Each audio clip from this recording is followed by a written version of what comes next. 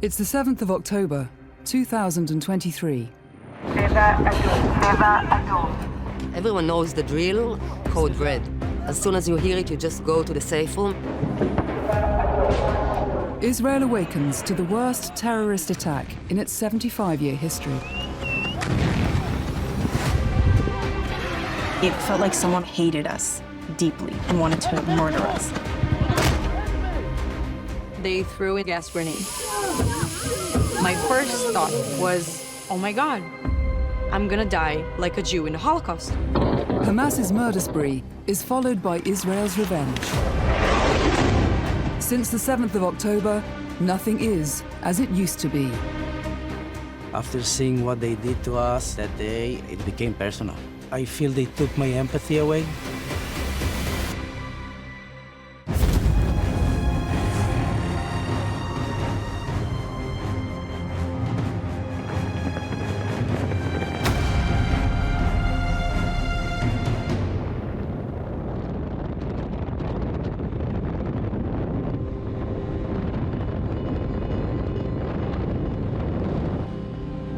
قدم عدل عدل عدل اطلع اطلع اطلع اهدى اهدى روح عدل 3 كيلو يلا يسعد دينك يا راجل يلا وحش والله انك وحش روح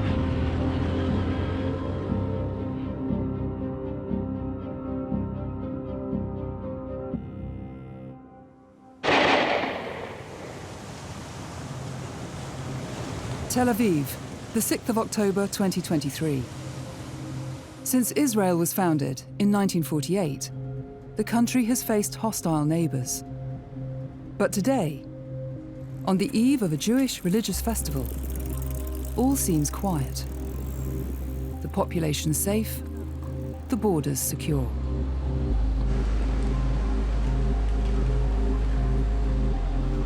I moved from Brazil, São Paulo. I visited Israel in 2019 for like a month, and I fell in love with the place, with the people, with the security, because in Brazil, in São Paulo, it's a little bit dangerous. We have a lot of crime, and when I got here in Israel, I felt very safe. Rafaela finished school in Israel. In September 2023, she met Renani, a fellow Brazilian-born Israeli. First time I saw him, I fell in love with him, and he fell in love with me. It's something that even today I don't believe that I lived, because it was a love so intense and so pure and so healthy that I feel like I was living in a movie, in a romance movie. He was a delivery food guy.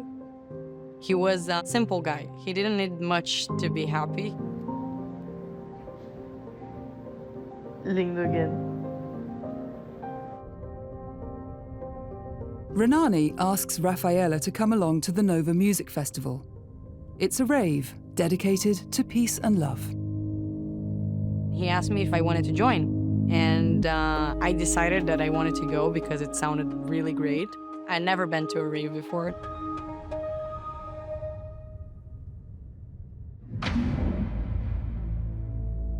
The exact location of the rave is announced only a few hours before it starts. It's in the south of the country, very close to the heavily protected and closely surveyed border between Israel and Gaza.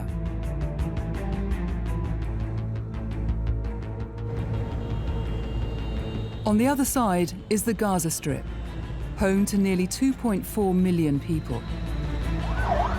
Many of them are refugees or descendants of refugees from at least 6 wars fought between Arabs and Israelis since 1948.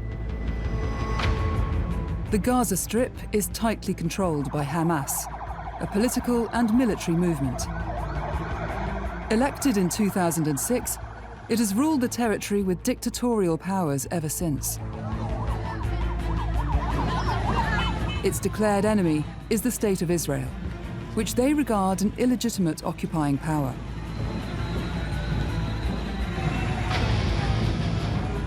Ahmad Abdelhadi is a Hamas spokesman in Beirut. نحن حماس حركة تحرر وطني.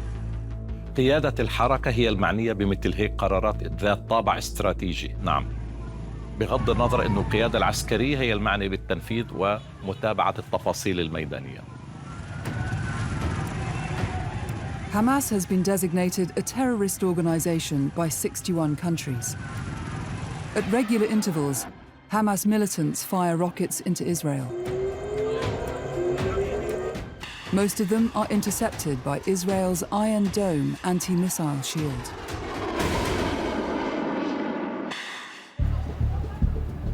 One of those guarding the fenced-off Israeli-Gazan border on the Israeli side is Eden Haynes. On the 6th of October, only a reduced number of soldiers are on duty. Many have gone home for the Jewish holiday. But even with skeleton crews, Israelis have great trust in the border's state-of-the-art border defense systems. Re'im military base is the largest along Gaza's border. The fact my army base was so close to Gaza never concerned me. I never felt like my life was ever in danger, although we were bombed a few times. Eden works in air traffic control. I work in a war room. We have shifts 24/7. So my day doesn't really start like as a day. It just kind of like is a week that just kind of never ends. Recently, Eden has been noticing unusual events at the border near her base. The month leading up to the 7th of October, there was a lot of instances where Gaza civilians would stand by the border and throw rocks. Just like riots. It actually got pretty crazy. They would sometimes even threaten like soldiers' lives. My friend that was in surveillance told her commanders that there was something out of the ordinary. Not much was done about it. She even told her friends something weird is happening, something's up, and it's not something we've known before. Not in our wildest dreams would we imagine this. On the 6th of October, a few kilometers to the northeast of the military base, Rafaela arrives at the rave she's been invited to by her boyfriend Renani, the Nova Festival. When I arrived, I was surprised of what I was seeing. We were in the middle of nowhere, and there's a huge area with a lot of trees where people put their tents and their camping site there. And I just looked around and saw a lot of lights and a lot of people happy.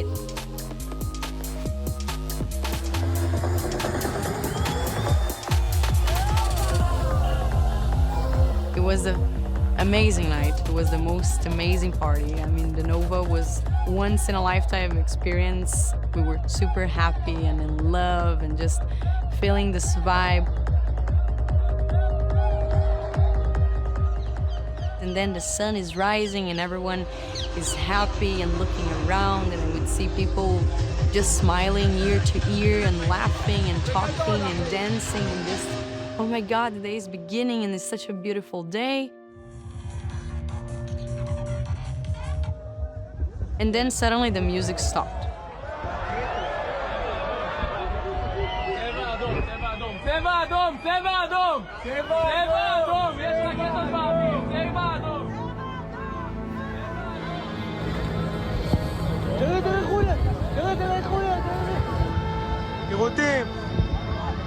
We started hearing a lot of rockets and seeing a lot of rockets in the sky. This is life in Israel. I'm lying down, and everyone is lying down because Gaza is fucking bombing us.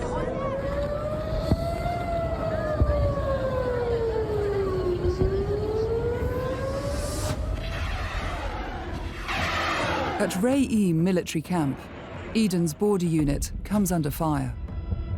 6:30 in the morning, we heard the rockets. No one has experienced the amount of rockets that were fired on that day. So we ran to the bomb shelter. Israelis are used to rocket and missile attacks, but today is different.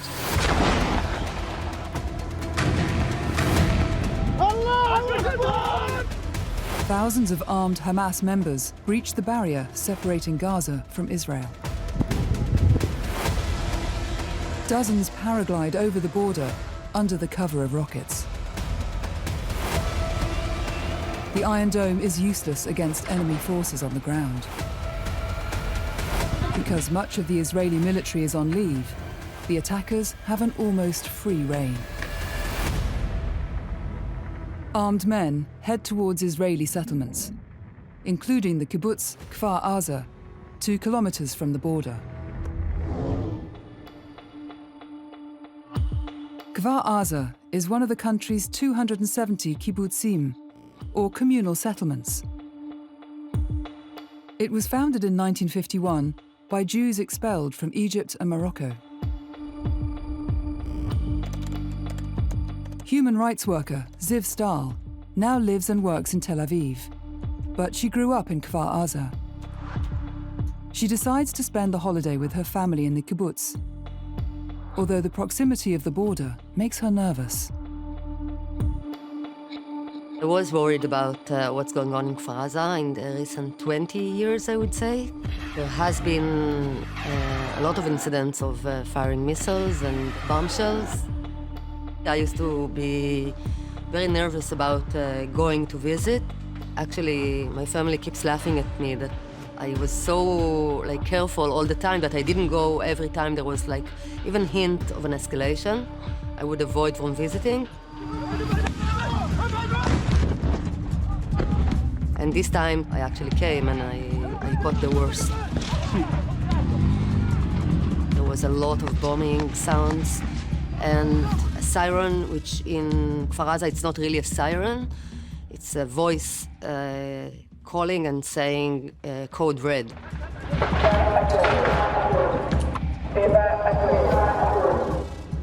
In Israel's border region near Gaza, every house has a fortified safe room where people can shelter if there are missile attacks. We hurried all of us to the safe room. My brother-in-law, my sister, one of my nieces, and the dog, and me.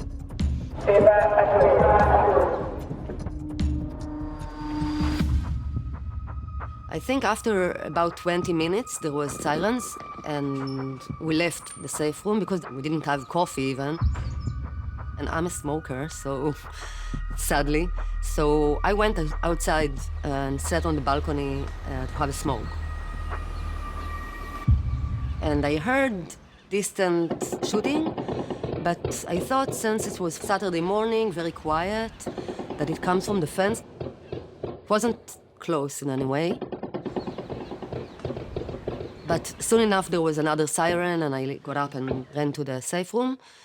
My brother-in-law was behind me, also going to the safe room, and he said, there are terrorists in the kibbutz. يا شباب خش يا شباب يا شباب الله اكبر والعزه للاسلام والمسلمين تمكنوا من رقاب المجاهدين والمقاتلين طاهر يا حاج. We didn't know the scale of it at all. Many of southern Israel's kibbutzim are experiencing similar intrusions. Hamas fighters are breaking through security gates and are making their way towards people's homes. They film everything to upload to their social media channels.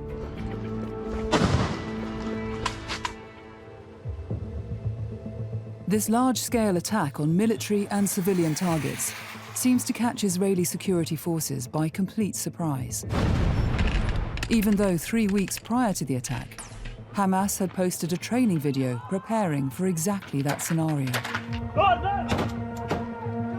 لكن عندما قررت الحركة بأن تخوض هذه المعركة في 7 أكتوبر بالتأكيد كان هناك إعداد خاص.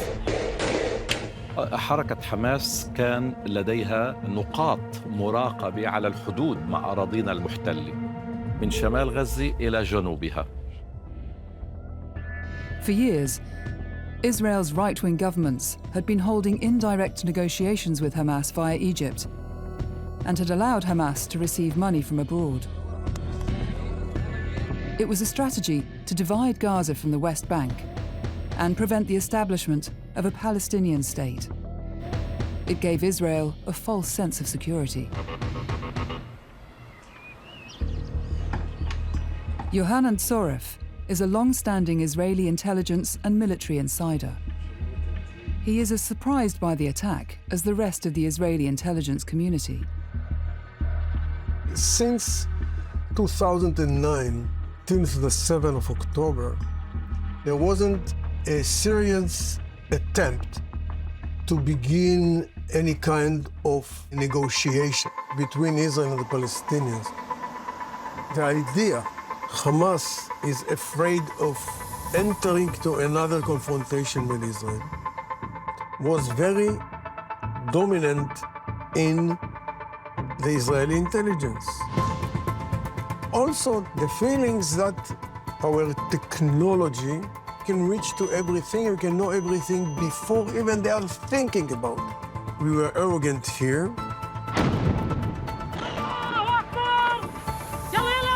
Hamas read the situation in Israel in a very correct way.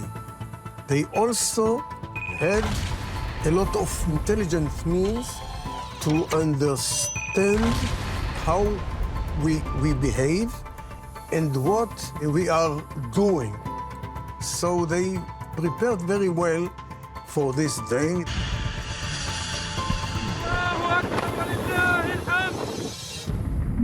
That morning, 3,000 armed terrorists enter Israel in kibbutz Mefalsim, 3 kilometers from the border with Gaza. Yarden Reskin, a landscape architect and member of the security team, is jolted into action.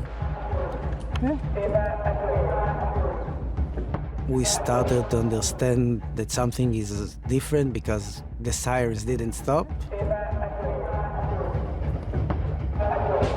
Then we had a very heavy burst of gunfire and a big explosion. I am part of the security team of the kibbutz, so I opened my cell phone and saw a message from our chief. He was fired at in the main gate of the kibbutz. I wasn't really understanding, but I took my weapon. I thought, 10 minutes, I'm coming back, it's probably nothing. I immediately heard another burst of gunfire. I was walking very fast, but trying to be as tactical as I can. I got to a parking lot that oversees the fence of the kibbutz, and I see about 12 terrorists. The terrorists blew up a small gate for pedestrians and came running in. They ran to where we have the milking complex of the cows, and they took 12 Thai workers hostages. Until now, I don't really know who was it that fired at them, but 2 or 3 terrorists were hit, one ran away, and the Thai people, we rescued them back into the kibbutz.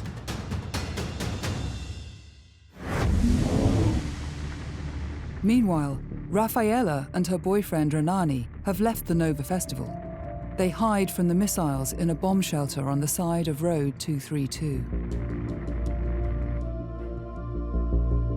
We were talking and laughing and just being super chill about it because there was nothing to worry about because we were already inside of a shelter, so we're protected from the rockets. Then a lot of the people from the party started to come inside of the shelter, and in a place that is basically a meter to a meter, we became 40 people. And we started to get a little panicked just because we were in a confined space. We just tried to stay as calm as we could, just waiting for the rockets to pass and like, oh my God, I just want the rockets to pass. I want to get out of here. And I had to go to the bathroom, and then we started hearing gunshots from the outside of the shelter. Unbeknownst to Rafaela and Renani, the festival site and surrounding area are overrun by Hamas gunmen. The terrorists are killing and kidnapping festival goers indiscriminately. Some are raped. Other victims are hunted down to the roadside bomb shelters.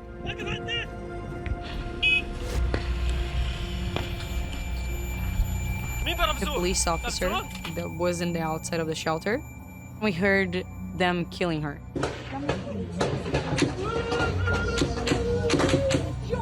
Everyone that was inside panicked. People started telling each other, please quiet down, just stay quiet. They still don't know that we are inside.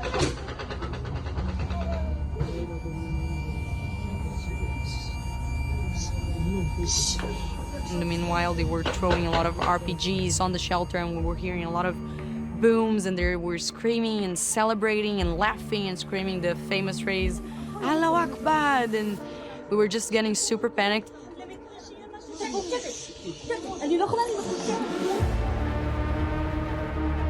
The scenes at Rafaela's bomb shelter are repeated across the area. Many shelters have become death traps. They threw inside of the shelter the first gas grenade. In less than 1 minute, we couldn't breathe whatsoever. I couldn't get air inside. My mom's family, they all unfortunately died in the Holocaust. The first thing that came to my mind was, oh my God, I'm gonna die like a Jew in the Holocaust. How is that happening now?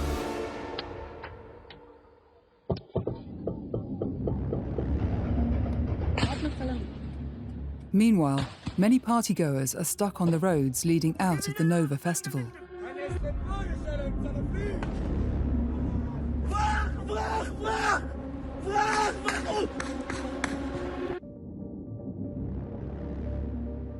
Danielle and Noam were together for 6 years. They were like an amazing couple. They really loved each other. They did everything together. Danielle, she was like an amazing, amazing girl. And she took care of everybody. She wasn't afraid of anything. Danielle is the youngest child of tech entrepreneur Eyal Waldman, who employed 230 Palestinians, including engineers from Gaza, in his companies. He is abroad when he hears that Danielle and her boyfriend Noam were at the rave. Danielle is not answering her phone. And then I understood it's more serious because Danielle always is responsible and answers the phone.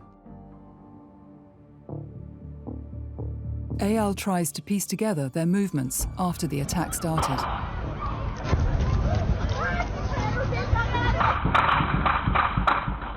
So they came out of the party while they were running. Danielle saw a girl that was hit and she stopped to help that girl.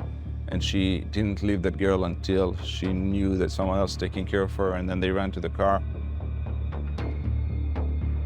They were able to get from the party parking to Road 232.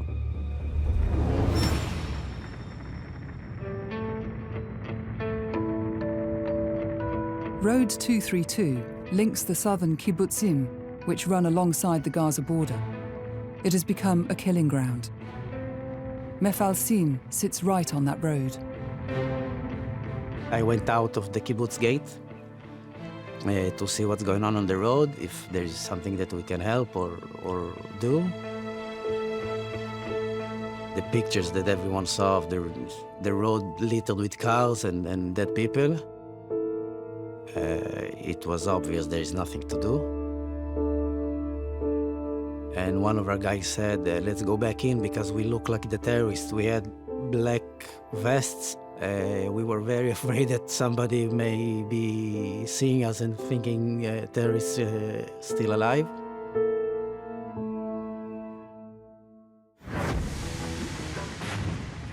At Re'im military base, Hamas are in the compound, battling with Israeli units.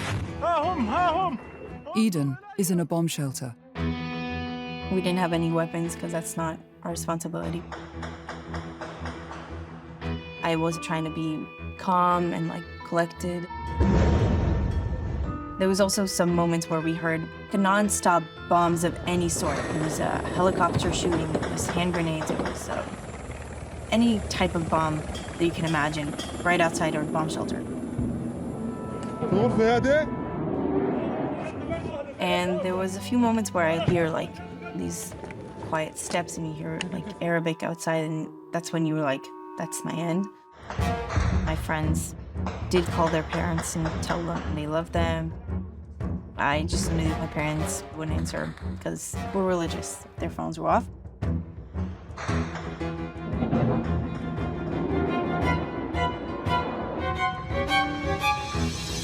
Kfar Aza, too, is now in the hands of Hamas terrorists. Ziv and her family sense that the terrorists are approaching.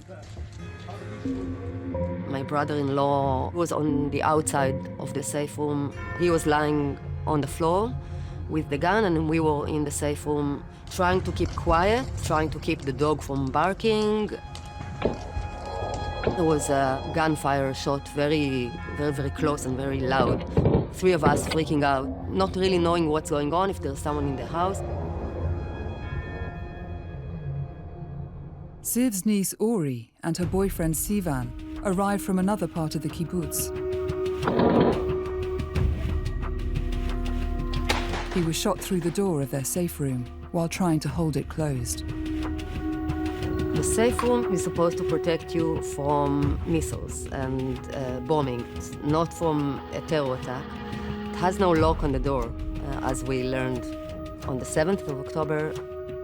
He was injured in both of his hands. I called the police, trying to get him evacuated to a hospital and to serious medical care. And they kind of told me right from the beginning, no one will come. Like they said, we cannot enter. They told me, that's the situation, deal with it. Come with me. Come with me. Talk to him to open the door. Call him. Throughout the south, people are left to fend for themselves.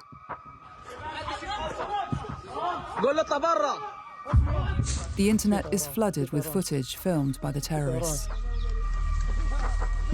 After seeing what they did to us that day and the joy that we saw on the social media, it struck a chord because these weren't all armed terrorists. There were people in crutches coming over. There were people in sandals coming over. Kids coming over.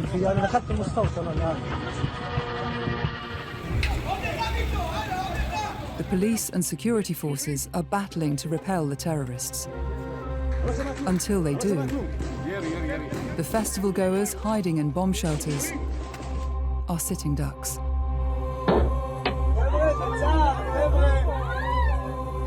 They just started throwing one thing after the other. So they started by the gas grenade, and then normal ones, and then strapple grenades, and then small equipment that generates heat so that people would go outside.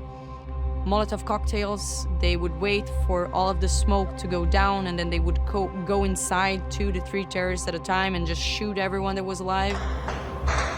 Some people that were more to the front of the shelter told me that a girl was taken and that they raped her and then killed her.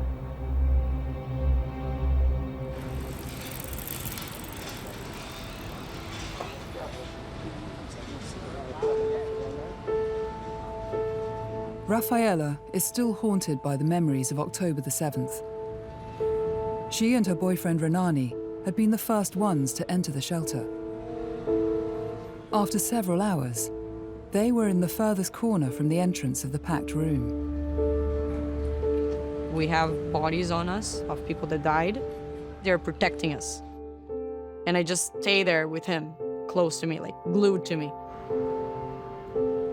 Then the terrorists, they built a fireplace where the door is supposed to be, and they started burning a lot of the bodies, and a lot of the people trying to run outside, and we would hear them screaming and getting shot. They were having so much fun with it. It was sick to hear that and to look at that. They were just enjoying that so much. At the beginning, I was preparing myself to get shot. And then after a while, I started seeing that because of the smoke and the smell, they didn't want to get inside anymore. And I understood that it would just pass out and not wake up at some point. So I kind of made my peace with it, and I would just think to myself, oh my God, how long does it take to someone to suffocate to death? Rafaela's boyfriend, Renani, decides he can't stay inside the shelter anymore. He told me that he knew his time came and that he had to at least try to do something, and that's when he left. I didn't say what happened to him then, and I would say, Hanani, babe, are you here? Where are you? Of course, I wouldn't get an answer. Hours later, the terrorists have gone. It's safe for Rafaela to leave the shelter. I was inside of a very dark space for a long time. Suddenly I see a lot of light and I can open my eyes, and I was looking for Hanani. So I saw him laying down on the floor. The only thing that I could get out of my mouth was Hanani died. I would scream at him and say, Hanani's dead, Hanani's dead, he died, I think he died, he died, he died, he died, right? Just repeatedly.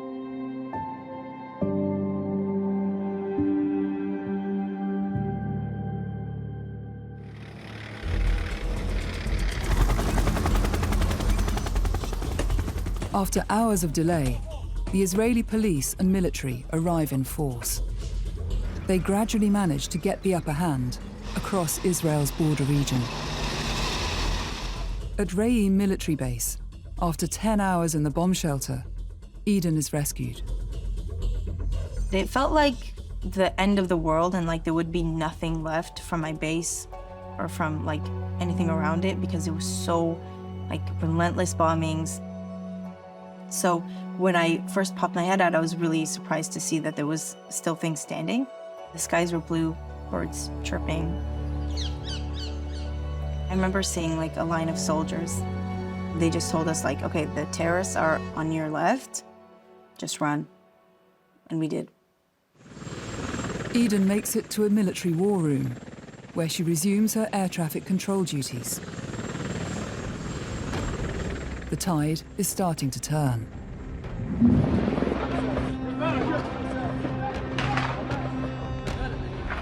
At Kfar Aza, the army and special police forces are closing in on the militants.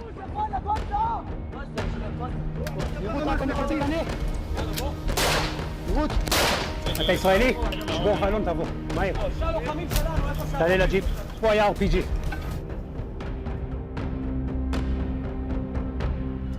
But several more hours pass before Ziv and her family are rescued.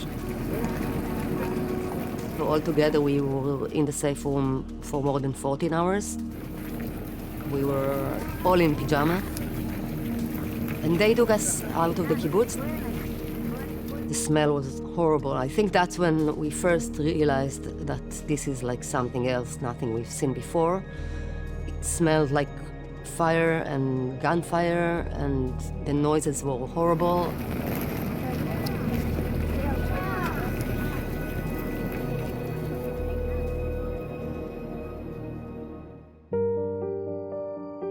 As her niece's boyfriend, Sivan, gets medical attention, Ziv realizes that they are lucky to be alive. Among the more than 50 murdered people is Ziv's sister-in-law, Mira. For me, she's another sibling, another sister, and her loss is horrible for all of us.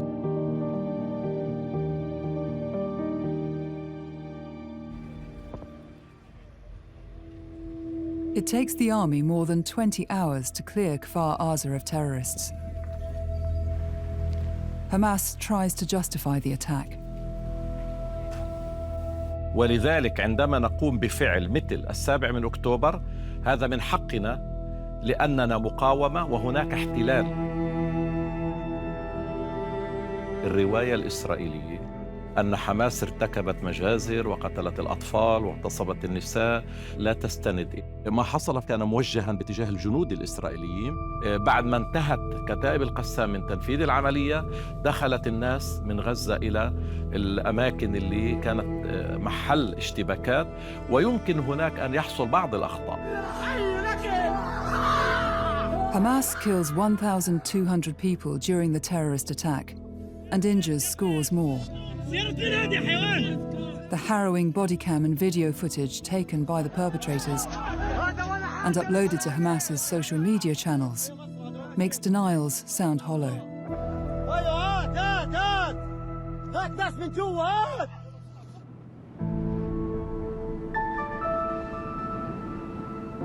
The fact that they had the party very close to the Gaza border is not smart. It's a huge mistake. Eyal and a friend, an army general, arrive at the place of his daughter Danielle's murder 2 days later to reconstruct what happened. They had been shot from the front, from the side, and from the back. נרחיב שהכדורים פה ופה מתחילות הזכוכיות, אתה רואה? כן. אתה הוא ממשיך לראות. זה לא הוא, לדעתי... זה כמה? 10 מילים, יש פה לפחות 2 אם לא 3. הנה, פה יש לך עוד ירי, תראה, עדה אותו.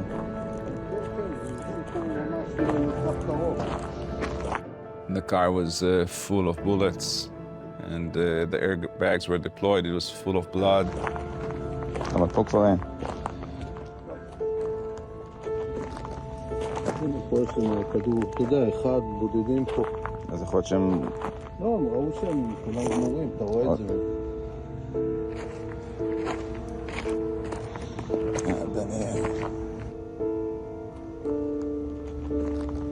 What Danielle told me, I think about 2 weeks before they were murdered, that she's thinking of marrying Noam.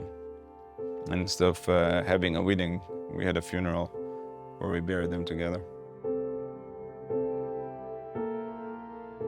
It's very painful. It's extremely painful. You feel like you're missing something. It's you wake up with this, you go to sleep with this. It's very painful. It's almost unbearable.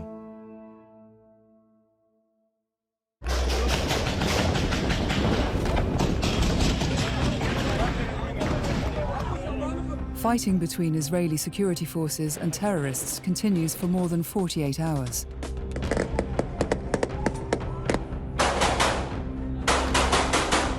After the area is secured, the toll of the attack becomes clear.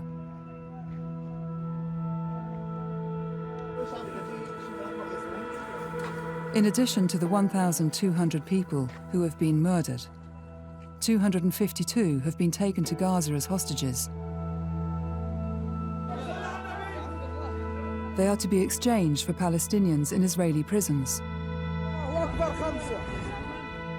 Israelis question how it could have come to this. The big mistake is a political mistake. We are talking about more than 15 years of no engagement with the Palestinians, of no negotiation with the Palestinians. The Israeli rightist government didn't really want to promote or to push forward a political solution.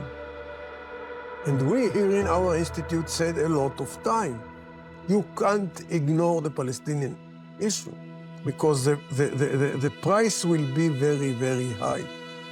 Hamas, they raped our daughters. They killed our people. So Israel has never felt so humiliated as it was in the 7th of October. The survivors are coming to terms with what has happened. I had a very strong feeling that, like, I knew I was going to be a different person. Like, there was the person before, the person after, because my core beliefs have changed drastically. That, like, basic feeling of knowing that nothing's going to happen to you is gone. I don't feel safe, basically, ever, like, because there's no promise that I'm not going to be attacked again.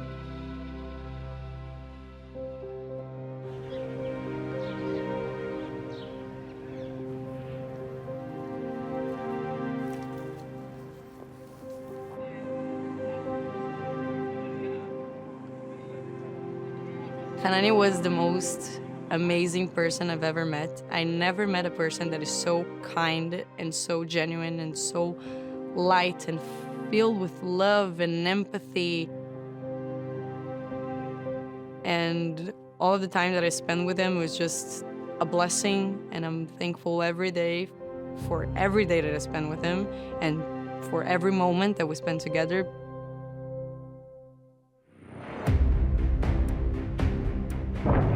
Israel's bombing of Gaza begins on the 7th of October.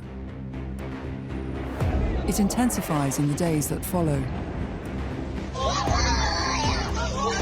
Images of displaced, injured, and dead Palestinians become commonplace.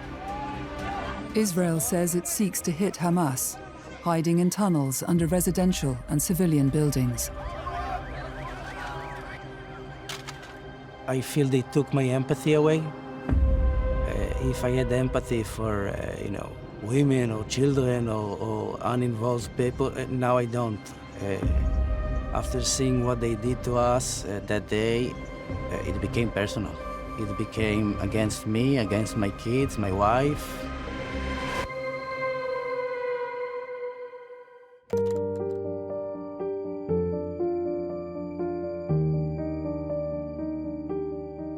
Danielle thought that we can have peace with the Palestinians.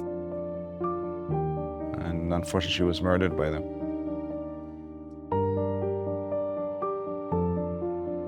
And now we have two options. We have the option of continue killing each other or learning to live together in a synergistic way.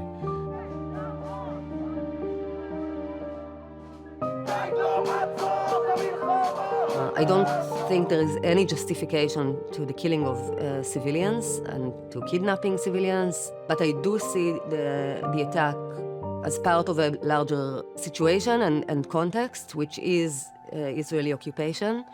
I don't need any revenge in my name, at least, and I definitely feel really scared about the future, because I think Israel is leading a policy which only will lead us to many, many years and generations of loss and grief and revenge.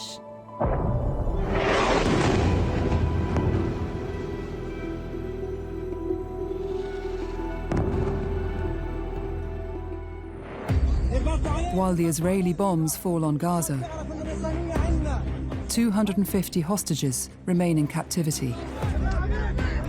Hamas wants to exchange them for 5,000 Palestinians held in Israeli prisons.